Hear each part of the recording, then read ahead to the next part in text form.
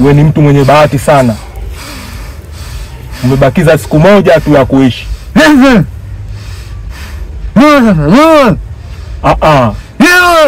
Sikui.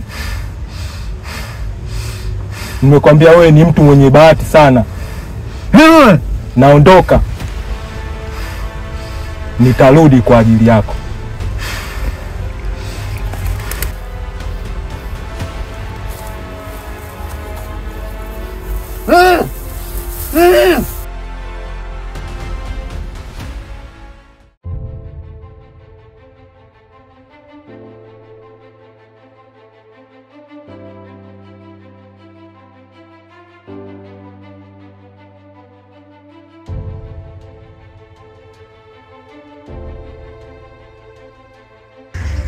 Hili swala la umuhimu, ila nashangaa mmechelewa kufika.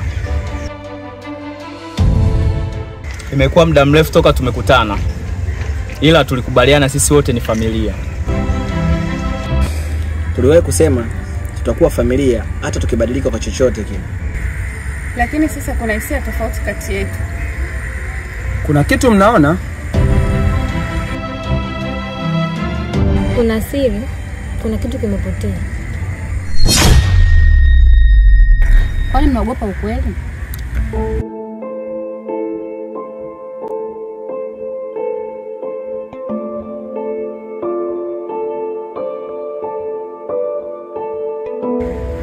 Nadhani ukweli utafahamika.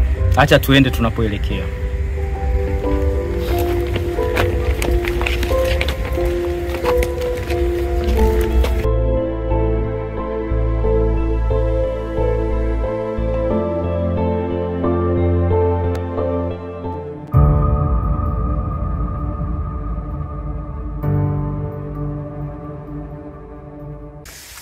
Ulikisikia alichokisema Rita?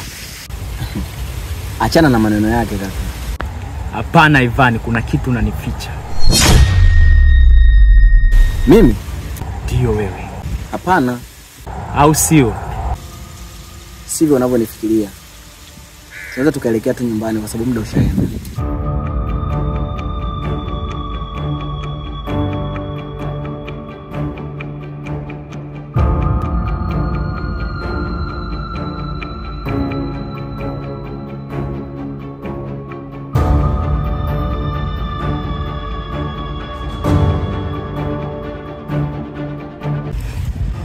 Mmekuja wote hapa?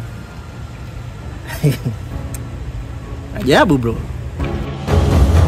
Nilisikia maneno jana kwamba kuna mtu atajeruhiwa. Watu wakiogopa kusema, kweli ufia ndani yao.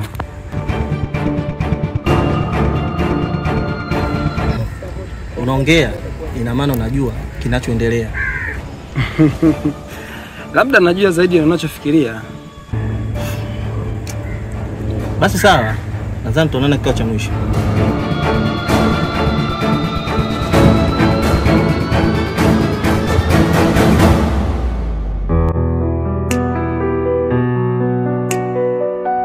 Kwanza nina kiu, kanichukulie kwanza maji au chochote kile nipoze kiu, alafu zeni niendelee kusimulia. Sawa, usilete maji. Karibu. Mambo. Karibu.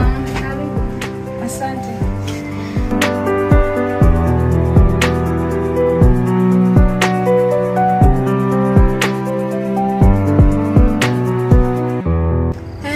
Hebu nieleze nini kilitokea jana?